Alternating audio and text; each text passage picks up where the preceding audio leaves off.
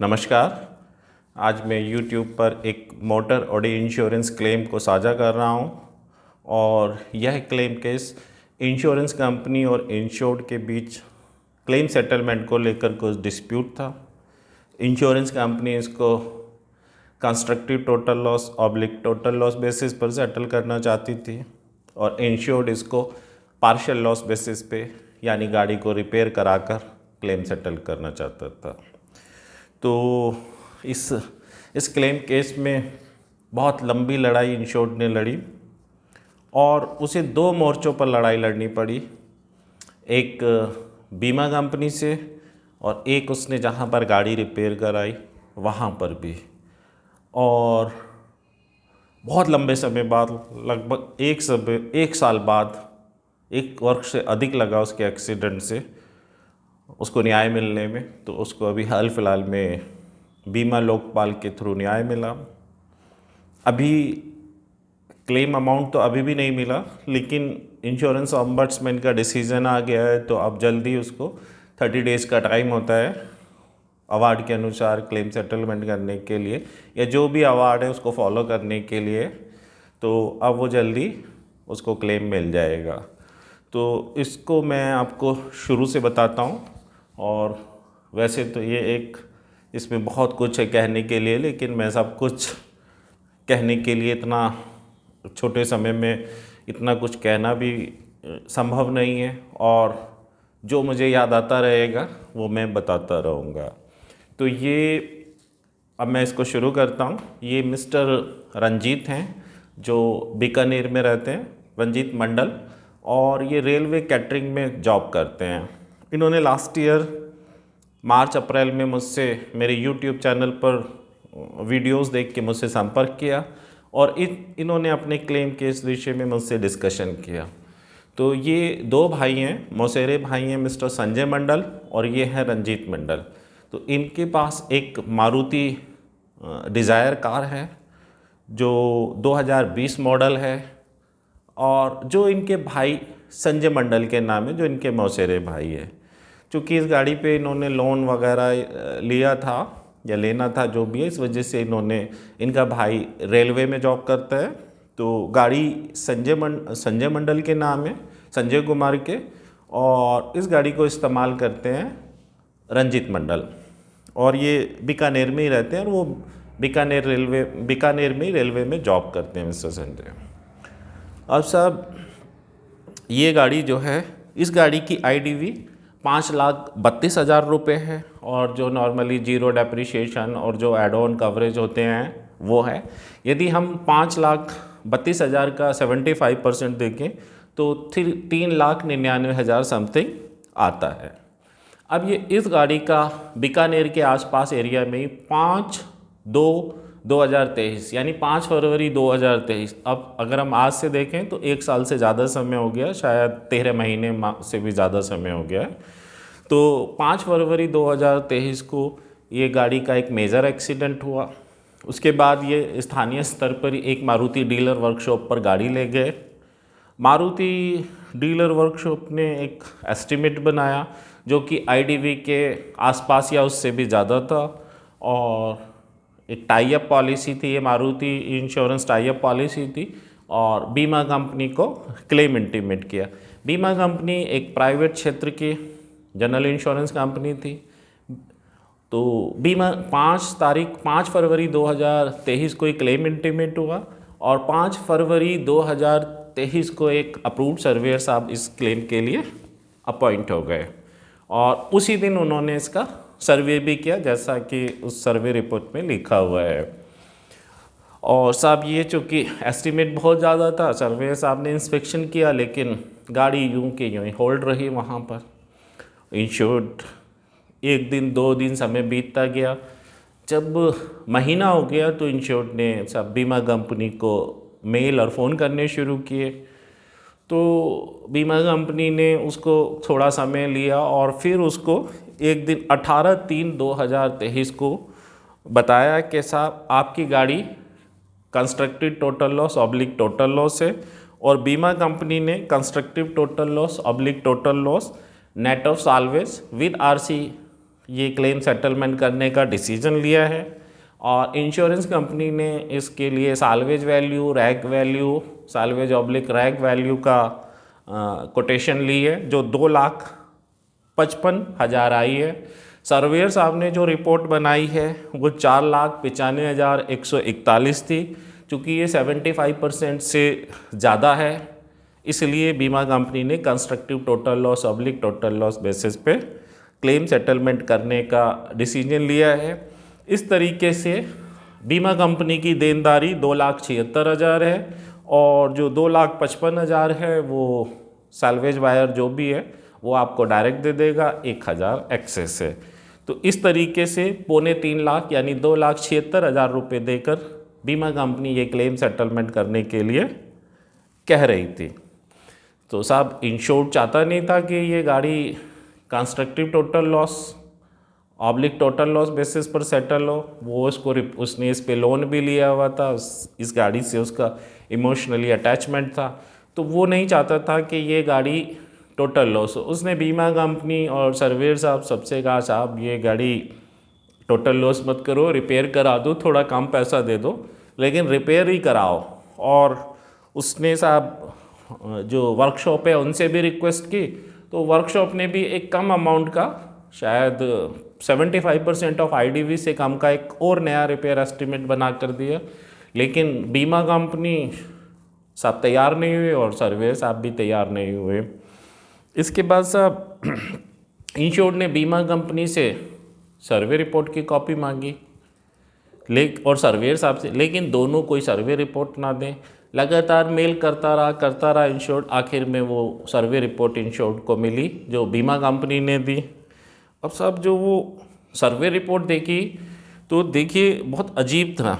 इसमें सर्वे की डेट 5 फरवरी 2023 लिखी थी, लेकिन जो फाइनल सर्वे जो प्रिपरेशन जो तैयार की है उसकी तारीख थी 20/4/2023 यानी 20 अप्रैल 2023। जबकि बीमा कंपनी क्लेम सेटलमेंट के लिए जो ऑफ़र दे रही थी वो 18/3/2023 यानी 18 मार्च को, यानी कि जो सर्वे रिपोर्ट है फाइनल सर्वे रिपोर्ट उससे 1 महीने से भी ज़्यादा समय पहले। तो ये बहुत ही एक अजीब, यानी अजीब भी कह सकता हूँ या जैसे गलत कह सकता हूँ, बीमा कंपनी को क्लेम सेटलमेंट का डिसीजन फाइनल सर्वे रिपोर्ट मिलने के बाद लेना होता है। तो यहाँ तो उल्टा पहले बीमा कंपनी डिसीजन ले रही थी और सर्वेयर साहब उसके बाद रिपोर्ट बना रहे थे अकॉर्डिंगली जो जैसा इंश्योरेंस कंपनी चाह रही थी। तो ये एक इंश्योरेंस एक्ट के अकॉर्डिंग ये एक इस केस में बहुत ही गलत बात थी। खैर इसके बाद इंश्योर्ड ने साहब बीमा कंपनी से उसने मेरी भी हेल्प ली, मैंने भी उसको इस केस में मदद की। इवन मैं बीकानेर गया, बीकानेर शायद मार्च अप्रैल की बात है। मैंने वहाँ गाड़ी देखी, वहाँ वर्कशॉप मैनेजर से मिला। तो मेरा मानना था ये गाड़ी लगभग 3.5 लाख रुपए में ठीक हो जाएगी और इंश्योर्ड चूँकि चाहता था, मैंने कहा आप चाहें तो इसे रिपेयर कराने का डिसीजन ले सकते हैं और जब गाड़ी रिपेयर हो जाएगी तो एक्चुअल रिपेयर खर्च अगर 75% से कम होगा तो इंश्योरेंस कंपनी को ये पार्शियल लॉस बेसिस क्लेम मानकर ही सेटल करना होगा।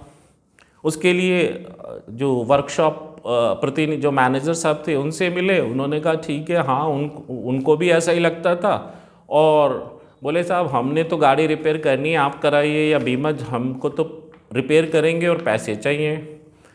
इसके बाद साहब इंश्योर्ड तैयार हो गया गाड़ी रिपेयर कराने के लिए। इसी दौरान बीमा कंपनी को मेल की गई कि साहब आपने ये जो ऑफ़र दिया है और ये जो विद RC लिखा है ये तो एक इलीगल तरीका है और इसके लिए IRDA के सर्कुलर्स हैं और बहुत सारे न्यूज़पेपर्स की कटिंग्स शेयर की गई या उनकी वेबसाइट जो उनको ऑनलाइन साझा किया गया कि साहब ये तो गलत तरीका है, इलीगल तरीका है विद RC बेचना। तो पहले तो बीमा कंपनी के जो जिम्मेदार अधिकारी थे उन्होंने कहा साहब ये कंस्ट्रक्टिव टोटल लॉस केस है, ये टोटल लॉस केस नहीं है और इसमें गाड़ी रिपेयर हो सकती है, रोडवर्दी कंडीशन में आ सकती है, तो इसलिए इसकी RC कैंसिलेशन की ज़रूरत नहीं है। तो इसके बाद साहब ये इंश्योर्ड ने फिर वहाँ ये 10/5/2023 को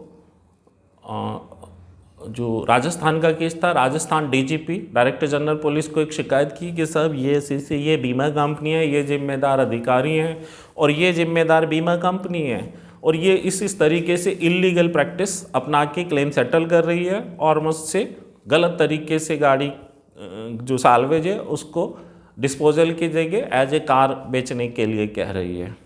साहब ये शिकायत 10 मई 2023 को की और साहब 10/5/2023 को ये बीमा कंपनी आरसी कैंसिलेशन के लिए मान गई और उन्होंने कहा साहब हम आरसी कैंसिलेशन करके क्लेम सेटलमेंट के लिए तैयार हैं और आरसी कैंसिलेशन पे जो वैल्यू आई उस साल्वेज स्क्रैप या रैक की वो आई 75,000।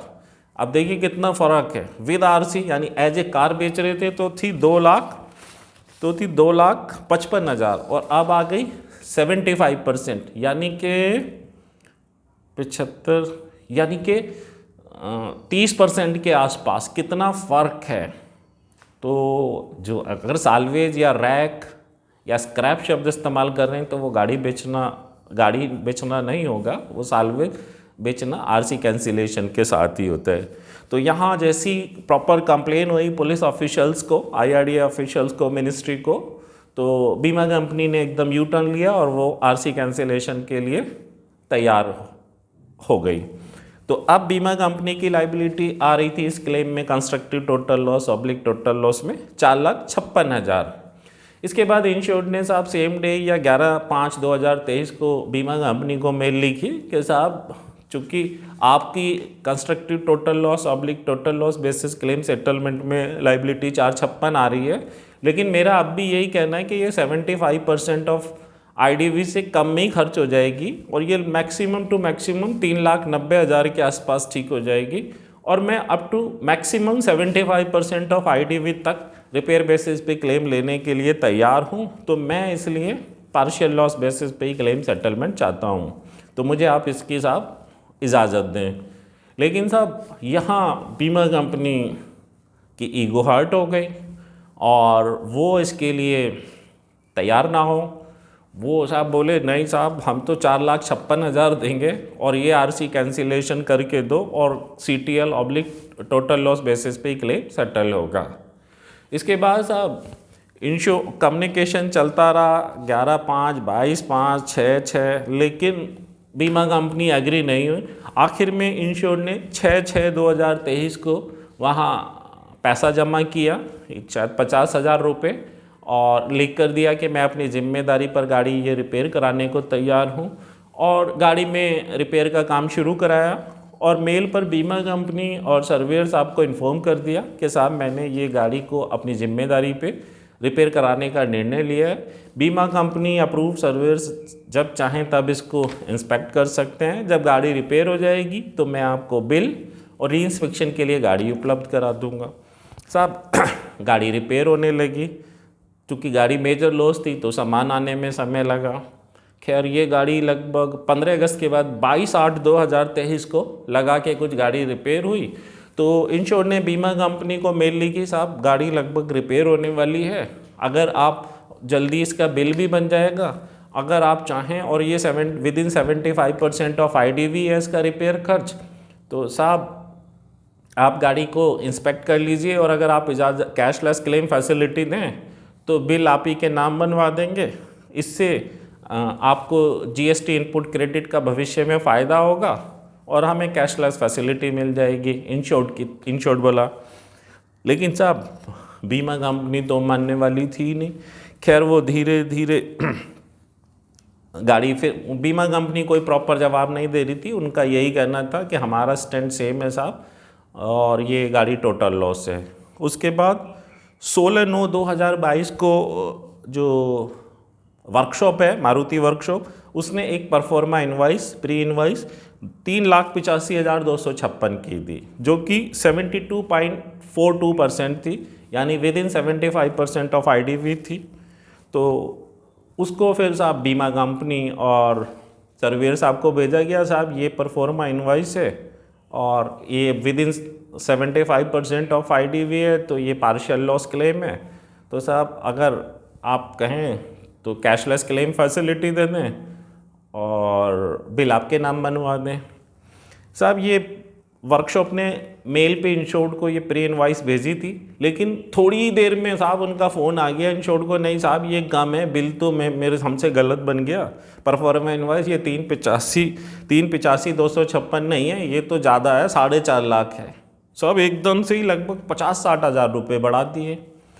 अब सच तो ये है कि जो सर्वेयर साहब या जो बीमा कंपनी, उन्होंने वर्कशॉप से बात की जिनकी काफ़ी अच्छी लाइजनिंग थी, और कहा साहब हमें जैसा हमारा मानना है ऐसा, ये बाकी तो हमने ऐसा नहीं कह सकते, लेकिन साहब वो लोग मिल गए, ऐसा हमारा मानना है। और उन्होंने बिल, जो वहाँ मैनेजर थे, उन्होंने बहुत बढ़ा दिया। जब गाड़ी रिपेयर शुरू करने के लिए कहा था तब मैनेजर वहाँ दूसरे थे जिनसे हमारी बातचीत हुई थी, इवन मेरी भी बात हुई थी।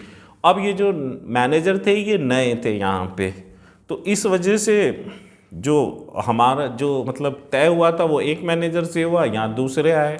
हमने उनसे साहब रिक्वेस्ट की, मतलब इंश्योर्ड ने, कि साहब ये तो बहुत ज़्यादा है और बहुत दिक्कत आ जाएगी और सारी हमारी मेहनत ख़राब हो जाएगी, और आपने एस्टिमेट भी दिया था, तो सब वो सुने नहीं। तो ये बात है 16/9/2022 की।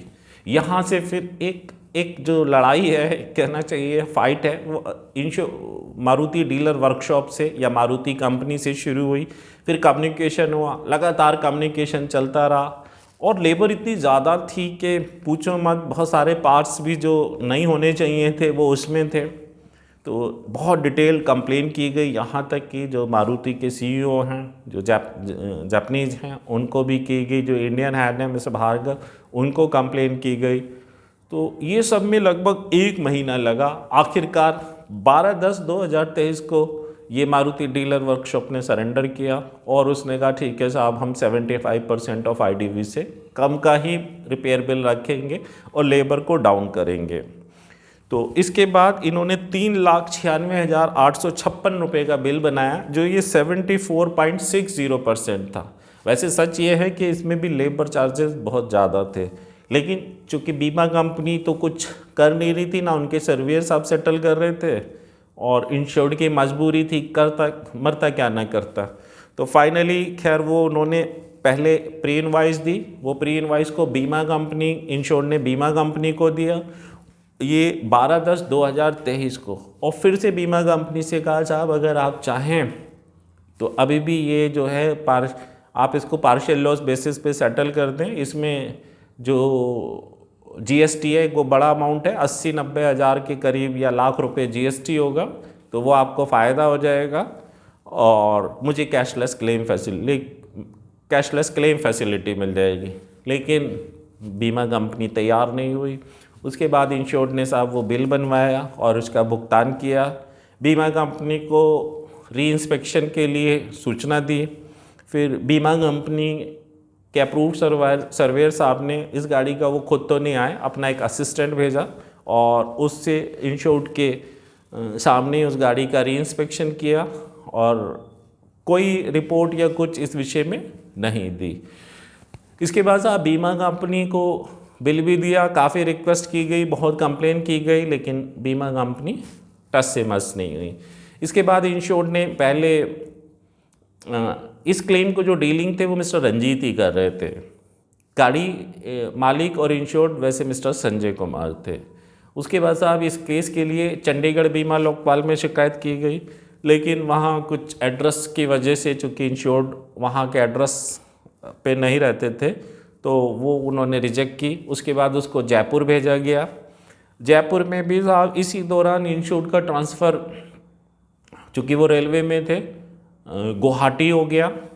और जो ये मंडल साहब थे, संजय मंडल, और वो मूलतः बिहार के निवासी थे, और उनके पास वहाँ की आइडेंटिटी थी, वहाँ का आधार कार्ड था, और उनके वोटर आई कार्ड था, उनके फादर मदर के भी वो जो बाकी पेपर्स, आधार कार्ड और ये सारी चीज़ें वहाँ की थी। तो उसके बाद इस केस के लिए पहले चंडीगढ़, फिर जयपुर, और फिर फाइनली पटना बीमा लोकपाल ऑफिस में शिकायत की गई। ये शिकायत जनवरी में की गई, और पटना बीमा लोकपाल ने बहुत फास्ट उस पर एक्शन लिया। उनकी कुछ रिक्वायरमेंट्स के लिए मेल आई, फिर वो रिक्वायरमेंट्स पूरी की गई, और उसके बाद अभी हाल फिलहाल में इस केस की पटना बीमा लोकपाल ऑफिस में सुनवाई हुई और ये हियरिंग की डेट थी 18 मार्च 2024। जो चूँकि वो जो इंश्योर्ड मिस्टर संजय कुमार थे उन्हीं को अनुमति थी इस हियरिंग में पार्टिसिपेट करने के लिए। तो वो चूँकि रेलवे में गुवाहाटी नौकरी करते हैं, दूर हैं, तो उन्होंने ऑनलाइन की परमिशन ली। बीमा लोकपाल साहब ने, जो मैडम थी वहाँ, उन्होंने ये परमिशन दी इस ऑफिस ने। ऑनलाइन सुनवाई हुई। खैर ऑनलाइन सुनवाई पे तो उन्होंने कोई निर्णय नहीं बताया, लेकिन 3-4 दिन बाद ही साहब ये डिसीज़न मेल पे आ गया, जो कि 19 मार्च 2024 का है। और इसमें बीमा लोकपाल ऑफिस ने इंश्योर्ड के क्लेम को सही माना, बीमा कंपनी के तरीके को गलत माना कि उन्होंने साहब बिना सेटलमेंट के उसका गाड़ी का ऑक्शन गलत तरीके से कराया, जो कि गलत है। और जब सर्वेयर साहब ने बहुत ज़्यादा रिपोर्ट बनाई, जबकि गाड़ी 3,95,856 रुपये में रिपेयर हुई, जो विद इन 75% ऑफ IDV है, तो बीमा लोकपाल ऑफिस पटना ने साहब 1,000 रुपये काट के शेष सभी पैसे इस बिल अमाउंट से सिर्फ 1,000 रुपये काट के बाकी अमाउंट को इंश्योर्ड को क्लेम सेटलमेंट के रूप में देने के लिए कहा। और साथ में इसमें जब से ये बिल बना है 17/10/2023 को बिल बना है इस गाड़ी का रिपेयरिंग का, जब से और जब तक बीमा कंपनी क्लेम देगी तब तक का जो रेगुलेशन जो ब्याज देने का लिए लिखा हुआ है उसके अनुसार ब्याज देने के लिए लिखा। तो मैं बता देता हूँ इसके लिए। Protection of policy holder interest gazette notification में जनरल इंश्योरेंस क्लेम गाइडलाइंस में ब्याज के लिए दिया हुआ है कि जो बैंक का ब्याज रेट है सामान्य स्थिति में उससे 2% ऊपर का ब्याज देना होगा। तो यहाँ बीमा कंपनी को ब्याज भी देना होगा। तो कुल मिला के इंश्योर्ड को 1 साल से भी ज़्यादा लगा, यानी लगभग 13 महीने, और अभी शायद क्लेम मिलते मिलते हो सकता है 14 महीने हो जाएं। लेकिन इंश्योर्ड को बिल के अकॉर्डिंग पूरा सिर्फ 1,000 रुपये कट के क्लेम मिल रहा है और साथ में ब्याज भी मिल रहा है। तो और इंश्योर्ड जैसा चाहता था उसकी गाड़ी रिपेयर हो गई। तो ये एक बहुत अच्छा डिसीजन है इंश्योर्ड के लिए। इंश्योर्ड बहुत खुश है। और अगर हम इसमें बीमा कंपनी को देखें तो बीमा कंपनी के लिए इसमें नुकसान है। एक तो GST का लॉस, अगर ये पहले ही सेटल करती तो 80-90 हज़ार रुपये तो कम से कम GST का इनपुट क्रेडिट से भविष्य में बीमा कंपनी फ़ायदा ले लेती, और हो सकता है कि थोड़ा बहुत कुछ अमाउंट भी कम हो जाता। और तीसरी चीज़, अगर ये बीमा कंपनी सेटल करती तो शायद जो इसमें लेबर या कुछ पार्ट्स बच सकते थे, तो मुझे लगता है काफ़ी बड़ा अमाउंट बिल से कम हो जाता। जो मैंने शुरू में सोचा था ये गाड़ी 3.5 लाख रुपए में रिपेयर हो जाएगी, तो ये गाड़ी शायद इतने के आसपास ही ठीक हो जाती। तो मुझे लगता है इस क्लेम में बीमा कंपनी को भी 1 लाख रुपए से ज़्यादा का नुकसान होगा, जो उनके अड़ियल और ज़िद्दी रवैये की वजह से रहा। तो यहाँ और इस क्लेम केस में जो अप्रूव्ड सर्वेयर साहब की भूमिका थी वो उतनी बेहतर मुझे नहीं लगी, क्योंकि उन्होंने इंश्योर्ड को ना तो सर्वे रिपोर्ट दी, और जो सर्वे रिपोर्ट भी थी वो बहुत अजीब थी, और उनकी जो कार्यशैली थी वो भी अजीब थी। खैर मेरा इस विषय में ज़्यादा टिप्पणी करना ठीक नहीं है। तो इस तरीके से, लेकिन इंश्योर्ड को एक लंबी फाइट करके 1 वर्ष से ज़्यादा लगा, और उसकी गाड़ी का उसका मनपसंद जो बीमा नियम अनुसार सही तरीका होना चाहिए उसके अनुसार उसका क्लेम सेटल होने का अवार्ड मिला, न्याय मिला। और मुझे उम्मीद है जल्दी, चूँकि ये बीमा लोकपाल का जो डिसीजन है वो इंश्योरेंस कंपनी के लिए बाइंडिंग होता है और उसे 30 दिन में पूरा करने का समय दिया जाता है। तो जल्दी समय में, या तो इस फाइनेंशियल ईयर एंडिंग से पहले या अगले महीने में इंश्योर्ड को ये क्लेम अमाउंट अवार्ड के अनुसार मिल जाएगा। तो ये मेरी नज़र में एक बहुत अच्छा निर्णय है, और इसमें मेरी भी भूमिका थी। तो हम भी खुश हैं, और इंश्योर्ड तो खैर खुश है ही, उसको क्लेम मिल जाएगा और बहुत खुश हो जाएगा। तो ये आज के क्लेम केस था। अब मैं इसको विराम करता हूँ, आगे फिर मिलते हैं। नमस्कार।